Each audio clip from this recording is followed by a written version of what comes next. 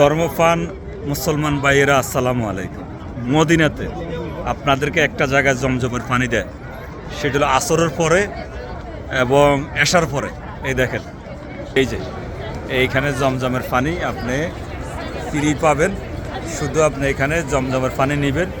এই যে 310 নম্বর গেট, 310 নম্বর গেট, এইখানে আপনি জমজমের পানি পাবেন। আসরের পরে এটা খুলে দেয় আর এশার পরে খুলে দেয়। এই যে 310 নম্বর গেট। আর এটা হইলো হজরত আবু বকর রাদিয়াল্লাহু তাআলা আনহুর বাড়ি, যেটা মসজিদ করে দিছে। আমি একটু জুম ক্যামেরা দিয়ে আপনাদেরকে দেখাই।